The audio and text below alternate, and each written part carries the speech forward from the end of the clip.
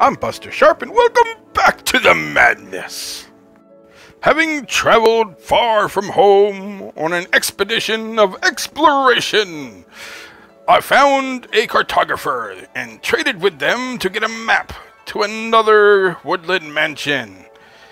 So Lemon and I explore said mansion and find, unlike the other one, that we learn early that this one indeed contains Allays, which we decide to wait until after we've done the rest of the mansion to free. I have a lot to say about those little blue bastards, but first, a completely relevant matter to Minecraft and all of this: thumbnails.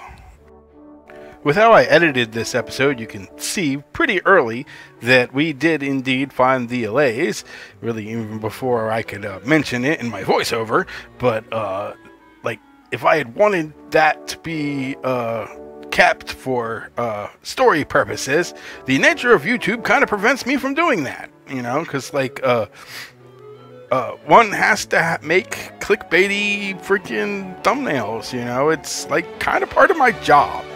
And no, I don't mean like deceptive ones, but just like ones that convince people to click on it. You know, even established YouTubers have to do this, or else their videos just doesn't do very well. And it's just kind of a pain in the ass, in my opinion. And like, it kind of sucks from a storytelling perspective.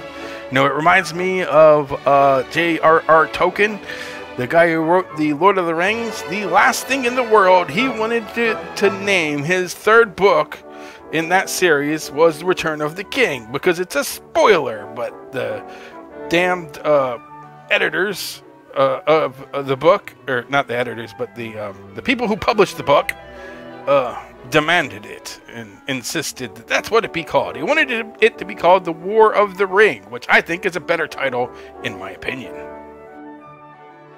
The layout to this mansion was very different than the last one that we did, though I was quite happy that this one had prison cells in it. I was fairly disappointed that the stairs to the third floor was done so differently, because, well, in the other one there was a whole lot of illagers trapped underneath those stairs for me to kill.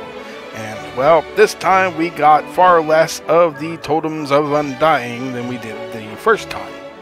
At some point, I'm going to have to make a damn raid farm, I think. And now for my first impressions of the Allays. And the first thing that I noticed about these things is the sound. And, well, I have to admit that I think that C418 must have thought that in real life, cows are like always moo moo moo moo moo moo moo moo moo moo moo moo. Like, wait, like either that or he was an overachiever or something, because like every damn mob in Minecraft makes way too much sound way too often. Like, just having animals near my base is just too much. But these things, on the other hand, wow, they make this really high-pitched noise that like I find quite annoying. And like this time, I think for once it's probably a good thing that Google will not allow me to record internal audio with while recording things on my phone. Oh yes, and what I'm doing here is pranking Lemon a little bit, being she used white carpet as the thing in order to claim her own Allays. But as I was saying, and oh yes, these things just are constantly making these shrill sounds that I personally can't really stand. And I think if nothing else, it seems that Mojang are being a bit non-inclusive toward people on the autism spectrum who really can't take certain sounds. So we begin the long trek home. Did I mention that we're 13,000 blocks away from home? And what does Lemon wish to do but make friends with some animals? 'Cause yeah. I was pretty sure that you wouldn't be able to tame an ocelot, but she had to try anyway. And well, what I wasn't taking into account is it's actually more like a fox with the whole trusted system, where it won't run away from you, but neither is it going to follow you around like a dog or a cat. And once she realized that I was right and all she could really make it do was breed, she quickly lost interest when she saw a nice fluffy panda. And did I mention that we're 13,000 blocks away and she decides that she's going to take a panda home with her? Yeah, that didn't turn out very good. To be honest, if she actually watched these episodes, I would have omitted this panda completely, and you'll see here in a moment why.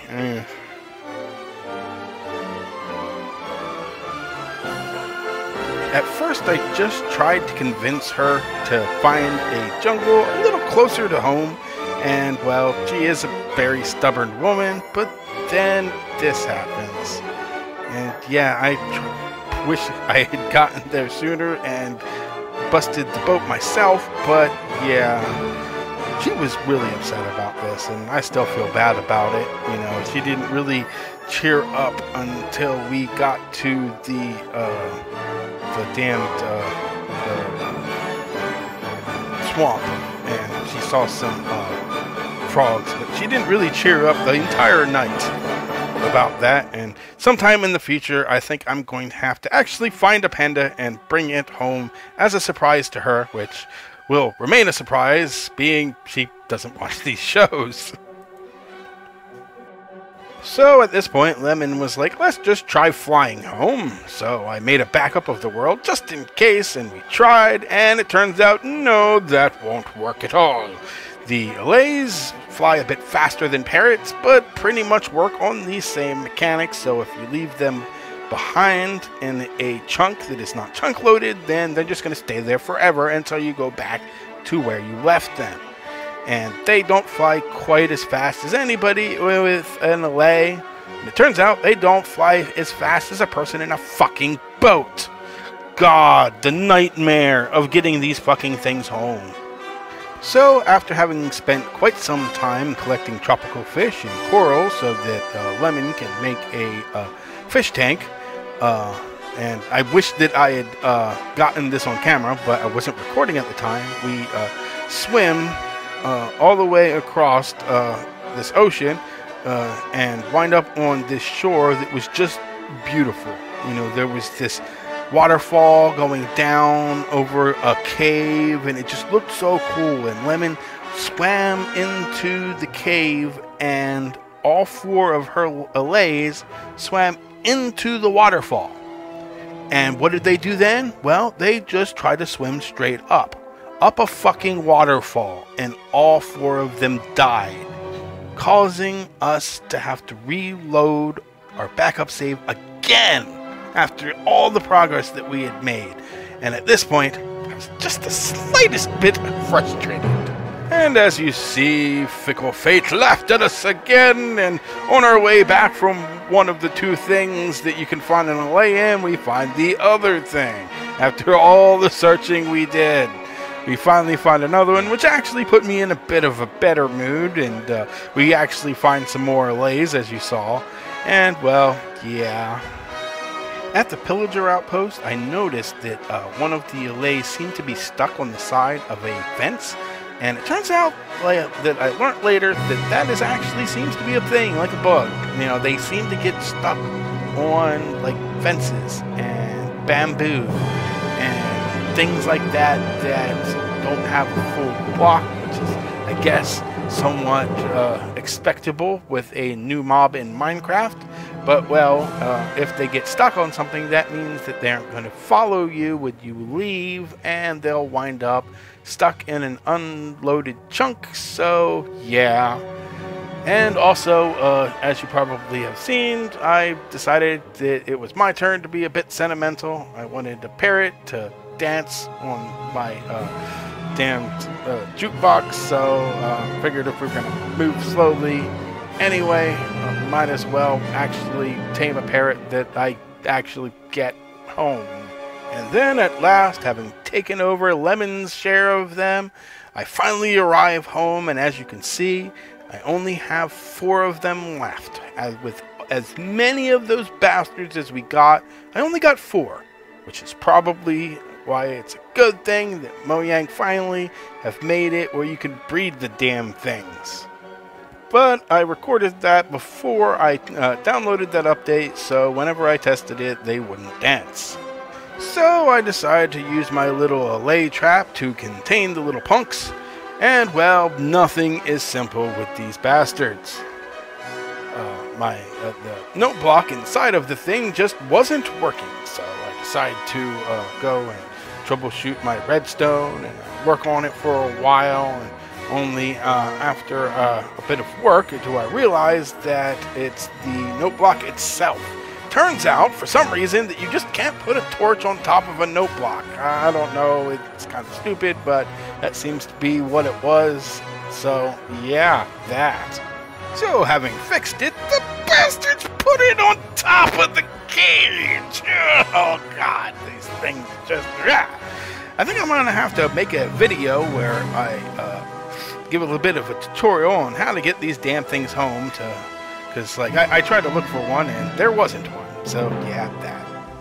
So, I tried a bit more of a manual way of caging them, and having finally captured the little angels, we all lived happily ever after, for now.